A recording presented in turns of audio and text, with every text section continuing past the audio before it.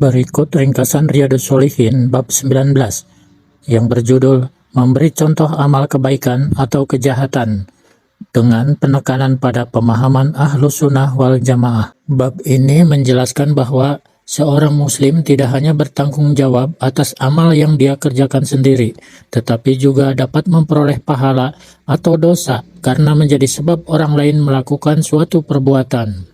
Dasar utama bab ini adalah sabda Nabi Shallallahu Alaihi Wasallam dalam hadis riwayat Muslim. Barang siapa memberikan contoh yang baik dalam Islam, maka dia memperoleh pahalanya dan pahala orang yang mengamalkannya setelah itu, tanpa mengurangi pahala mereka sedikit pun. Dan barang siapa memberikan contoh yang buruk dalam Islam, maka dia mendapatkan dosanya dan dosa orang-orang yang mengikutinya setelah itu, tanpa mengurangi dosa mereka sedikit pun. 1. Menjadi sebab kebaikan mendapatkan pahala. Seseorang yang menunjukkan, mengajarkan, menghidupkan, atau menjadi sebab orang lain melakukan amal yang memang disyariatkan, akan mendapatkan pahala, sebagaimana pahala orang yang mengikutinya tanpa mengurangi pahala mereka. Contohnya, mengajarkan ilmu agama, mengajak orang bersedekah, mengajarkan membaca Al-Quran, mengingatkan orang untuk sholat, menjadi teladan dalam kejujuran dan akhlak, membantu orang melakukan amal yang disyariatkan. Namun, istilah sunnah hasanah dalam hadis tersebut tidak berarti seseorang boleh membuat-buat ibadah baru dalam agama. Dalam pemahaman Ahlus Sunnah, yang dimaksud adalah menghidupkan atau memulai sesuatu kebaikan yang memiliki dasar syariat, bukan membuat syariat baru. 2. Menjadi sebab keburukan mendapatkan dosa. Sebaliknya, orang yang menjadi pelopor atau sebab munculnya suatu keburukan, lalu orang lain mengikutinya, dapat memperoleh dosa orang yang mengikutinya tanpa mengurangi dosa mereka. Misalnya, seseorang mengajarkan kemaksiatan, menyebarkan konten yang mengajak kepada maksiat, menjadi teladan dalam perbuatan haram, mengajak kepada kesesatan, membuka jalan bagi orang lain untuk melakukan keburukan. Ini menunjukkan betapa besar tanggung jawab seseorang terhadap pengaruh yang dia sebarkan. Ketiga, dakwah dan media menjadi amanah.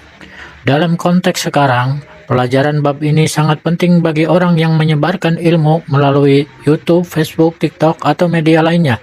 Satu video yang mengajak kepada kebaikan dapat menjadi sebab banyak orang mendapatkan hidayah dan melakukan amal soleh. Sebaliknya, satu konten yang mengajarkan keburukan juga dapat menjadi sebab banyak orang melakukan dosa.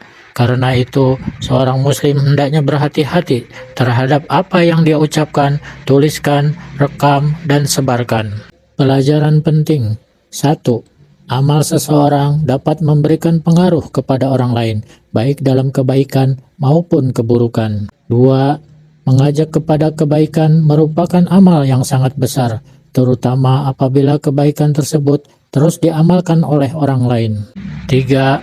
Orang yang menjadi sebab tersebarnya maksiat harus takut terhadap akibatnya, karena dosanya dapat terus mengalir selama keburukan tersebut diikuti.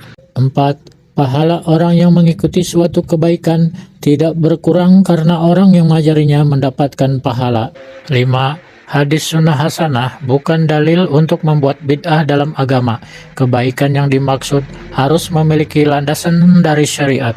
6. Seorang muslim harus memperhatikan dampak dari perbuatannya, bukan hanya melihat apakah perbuatan tersebut menguntungkan dirinya. 7. Menjadi teladan adalah tanggung jawab. Orang yang ditiru akan menjadi bagian dari pertanggungjawaban seseorang sesuai dengan pengaruh yang dia sebabkan. 8. Dakwah harus berdasarkan Al-Quran dan Sunnah, bukan sekedar mengikuti sesuatu yang dianggap baik menurut akal atau kebiasaan manusia. 9.